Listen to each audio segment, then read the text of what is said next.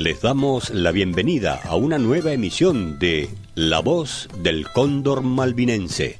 Todo Malvinas y toda la actualidad nacional desde una perspectiva humanista y cristiana, para construir el futuro de nuestra patria con memoria.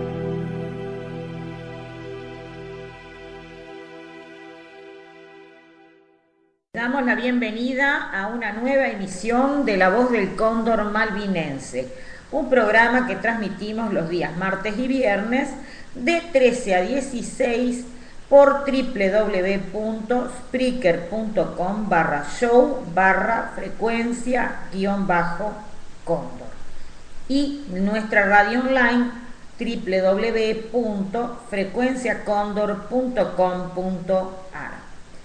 Nuestras vías de comunicación: el correo electrónico lavozdelcondormalvinense@gmail.com o bien el correo de la radio frecuencia.condor@gmail.com.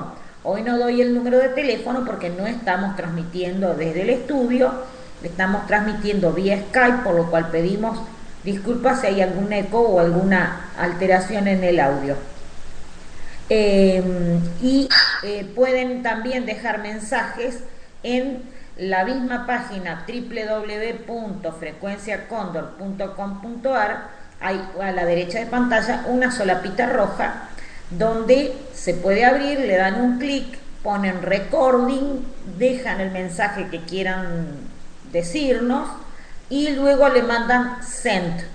Y ahí se llega aquí directamente a nuestro estudio el mensaje y es totalmente gratuito. Tienen 2 minutos para hablar, que es bastante para lo que sea hacer algún comentario o mensaje.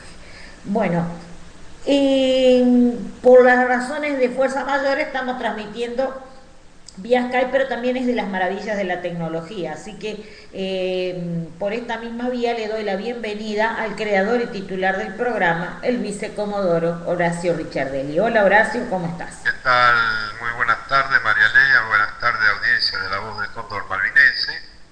Y bueno, una vez más, hoy es 21 de noviembre, ayer, muy poco recordado, por supuesto, 20 de noviembre de un año 1845, 11 buques de guerra de Francia e Inglaterra, más de 100 buques mercantes, avanzaron por el río Paraná y a la altura de la Vuelta de Obligado quisieron forzar las defensas con que Rosas, el brigadier general Juan Manuel de Rosas, que era y presidía la Confederación Argentina, había intentado salvaguardar la soberanía sobre los ríos interiores, que esto es lo que buscaban.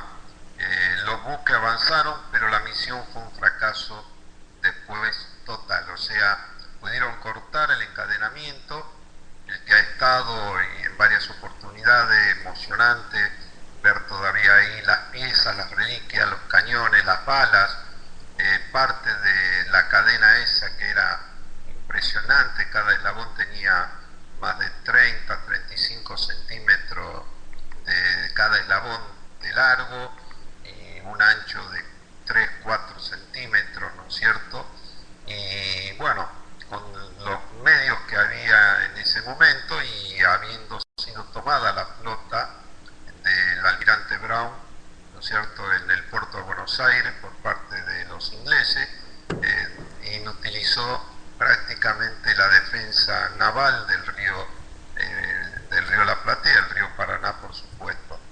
Bueno, pero te comento así, María Lelia, que sí, realmente, y hoy he visto artículos, uno de ellos en el diario La Nación, ¿no es cierto?, de un tal Luis Alberto Romero, que me suena como supuestamente miembro de la Universidad de San Andrés y del Club Político Argentino, el CPA, yo diría del Club de Pelotudos Anónimos, por ahí le quedaría mejor, porque realmente la disquisición que hace sobre esto mezcla el kirchnerismo, mezcla el acto que hizo ayer, digamos, el gobierno, mezcla el acto soberano, pero quiero empezar un poco, porque por otro lado también en el Facebook ahí he recibido de algún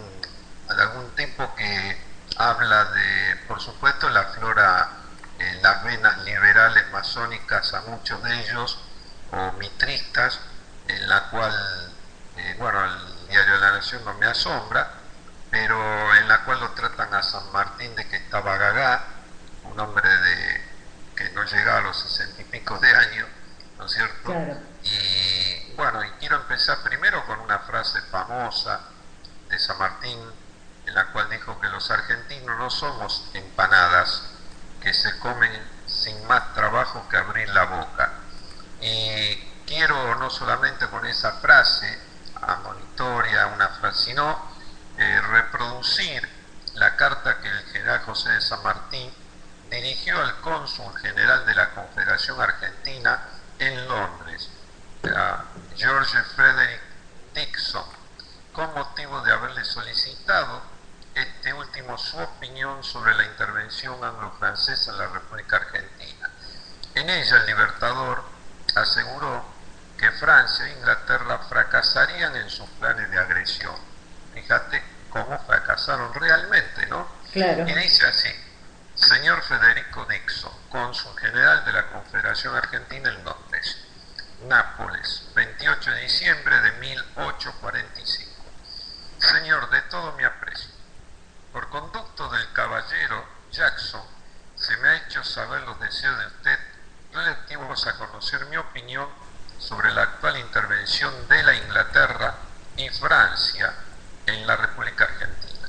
No solo me presto gustoso a satisfacerlo, sino que lo haré con la franqueza de mi carácter y la más absoluta imparcialidad, sintiendo solo que el mal estado de mi salud no me permite hacerlo con la extensión que requiere este interesante asunto. Bueno, acá hacemos una disquisición. Él habla de su deteriorado estado de salud, pero no de su deteriorado estado mental, si no, no podría haber escrito esto. Así que para los pavotes que escriben estas lanzadas, como dije recién, evidentemente parece que no leen bien. Dice, no creo oportuno entrar a investigar la justicia o injusticia de la citada intervención, como tampoco los perjuicios que de ella resultaren a los súbditos de ambas naciones, con la paralización de las relaciones comerciales.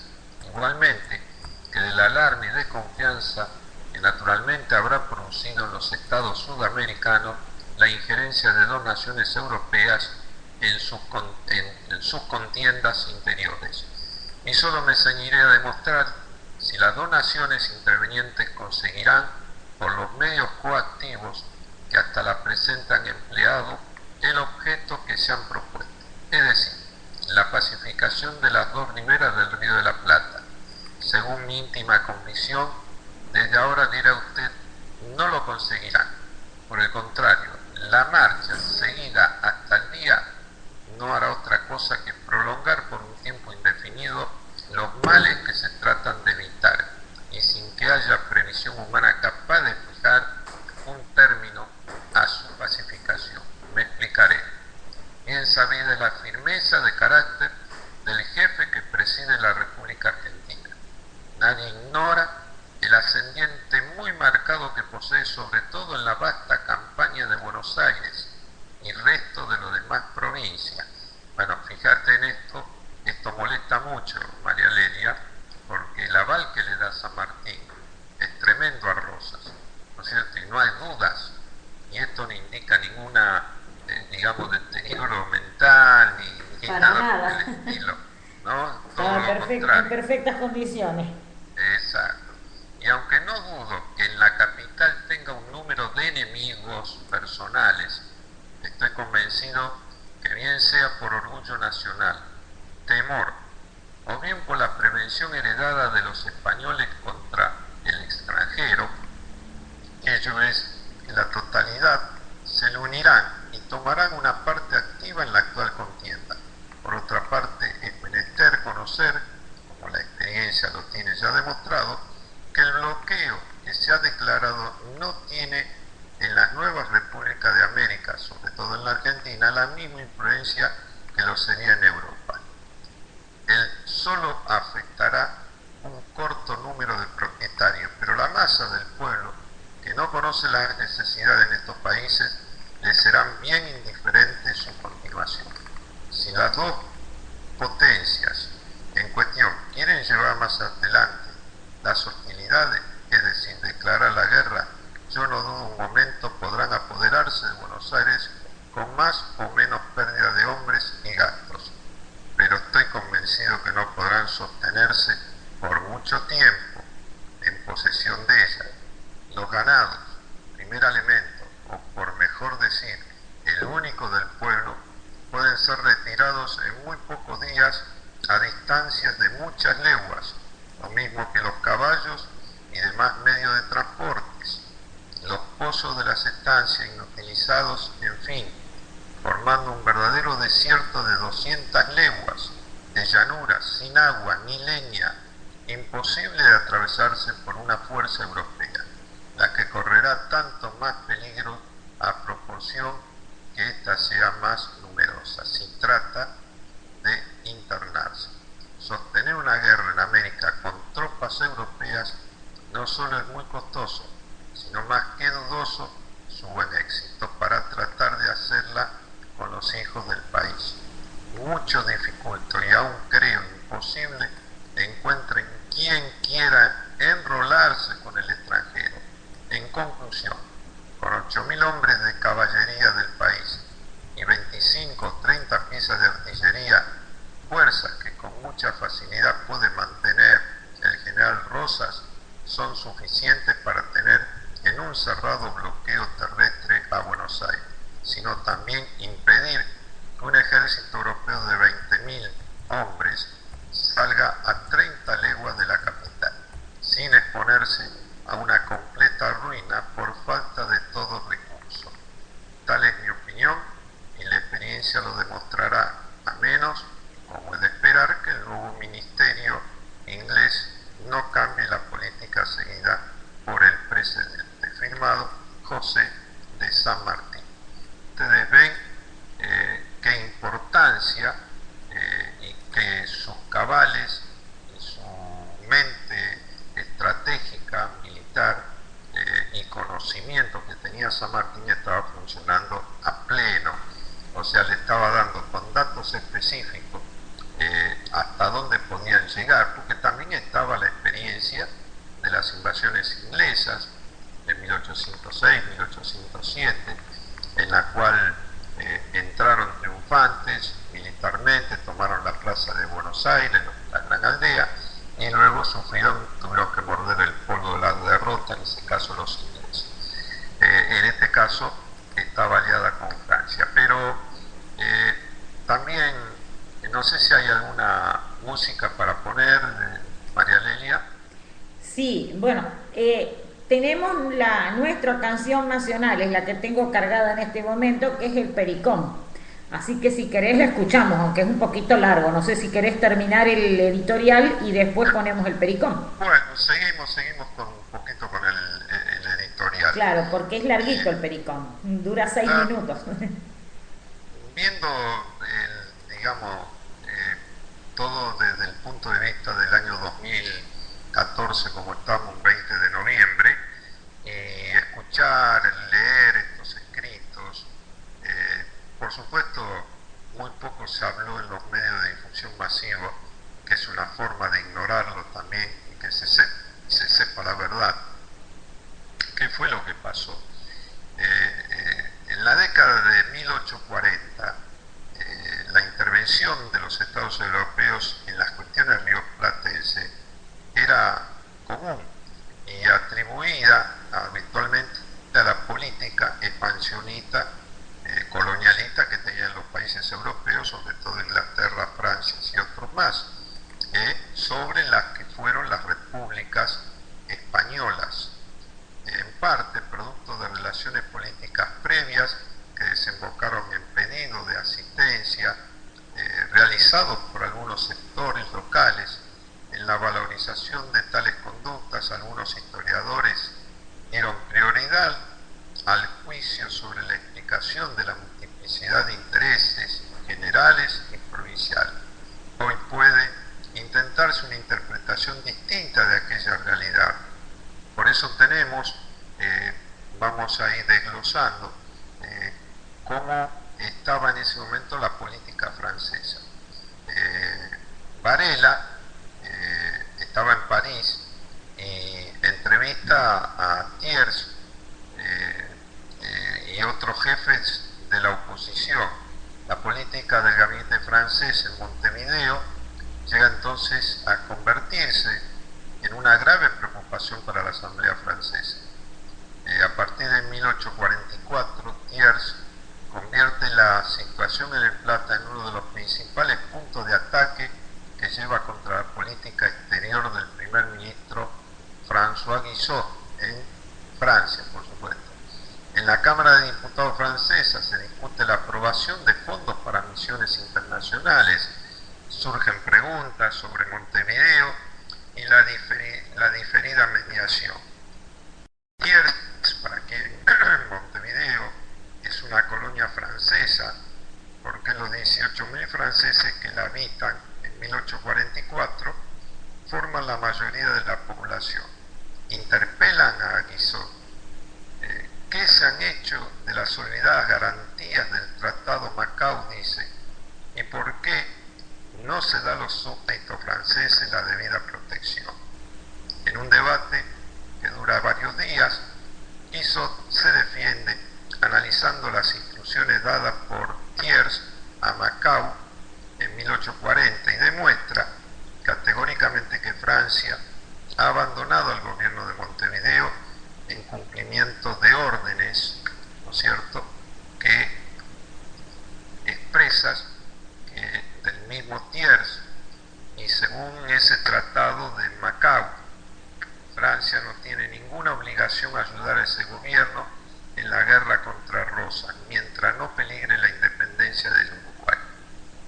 Guizot defiende su política, sostiene que la declaración de diciembre presentada por el representante inglés en Buenos Aires, Felipe Mandeville, a Arana, con la adhesión del barón de Lourdes, ¿no es cierto?, ha sido dada sin autorización suficiente. Francia no tiene agravios propios contra Rosas y las anteriores infortunadas experiencias en el Plata deben hacer reflexionar a los franceses antes de embarcarse en el plan sugerido por Lourdes. Más todavía, ahora que Gran Bretaña acaba de desautorizar al almirante Purvis por la actitud provocadora de sus actividades, la misma que Thiers elogiara elocuentemente. La desnacionalización de los miembros de la Legión Francesa está legalmente justificada, sostiene Guizot, y aparte de la obligación hacia una minoría de los residentes franceses en el Plata, no debe permitirse que esa minoría señale las directivas políticas a seguirse en una región donde están comprometidos intereses más grandes. Thiers, ante la evidencia de que su política de 1840 contradice sus posiciones actuales, intenta una desesperada réplica y hace una apasionada defensa de sus compatriotas residentes en Montevideo, en forma tan vehemente que se lo acusa de explotar la cuerda sentimental. Por fin, solo le queda reiterar su pedido anterior: intervención conjunta con Inglaterra. Guizot pone fin al debate, prometiendo tomar las medidas necesarias para proteger a los franceses en Montevideo, mientras ellas sean compatibles con los intereses generales de la política francesa en el Plata. Guizot ha logrado un triunfo parlamentario, pero los discursos de Thiers, ampliamente publicados y comentados, son, si no la opinión de toda Francia, la de gran parte del país legal, es decir, de la burguesía con derecho a voto. Guizot ahora necesitaría ahuyentar las sombras que oscurecen la entente con Inglaterra y lograr una intervención conjunta. Bueno, por el otro lado, ¿cuál era la política británica? Esto para que nos vayamos situando ambientalmente en la época, y para esto que se dicen historiadores que vayan y profundicen en la documentación de la época, si es que alguna vez lo hicieron o se guiaron siempre por los libros, ¿no es cierto?, penetrantes de El Hecho y la Gesta y el gobierno de Brigadier General Juan Manuel de Rosas. Bueno, ¿cuál era la política británica? En los primeros meses de 1844, una conjunción de fuerzas empuja al gabinete de Sir Robert Peel a intervenir con Francia en el Río de la Plata. Más importante de estos grupos de presión se constituye de un núcleo de empresas. Acá estar atento, audiencia, porque esto es el nudo de la cuestión comercial de esta invasión y bloqueo militar nuevamente en 1845. Dice, constituye un núcleo de empresas comerciales inglesas que operan en la zona. La paralización del comercio rioplatense ha elevado los precios de los cueros en Europa. Cuando en 1843 cesan las principales hostilidades en las provincias argentinas y simultáneamente se produce el cierre del puerto de Montevideo, la especulación con con aquel producto se hace desenfrenada en Buenos Aires, adelantándose a la reanudación normal del comercio. Algunos comerciantes ingleses operan con importantes sumas de dinero en la adquisición de cueros, pero los especuladores no han previsto todas las contingencias. De improviso surgen en la provincia brasileña de Río Grande do Sul unos 20 saladeros que trabajan con importantes tropas de vacunos que las fuerzas de Rivera arrean desde el Uruguay y venden en la frontera para hacerse de dinero. Esta noticia provoca en Inglaterra una rápida baja de precios, mientras cunde el pánico en Buenos Aires, donde quiebran 5 de los más importantes saladeros en un corto lapso, y monto de los quebrantos alcanzados al valor de la mitad del papel moneda en circulación.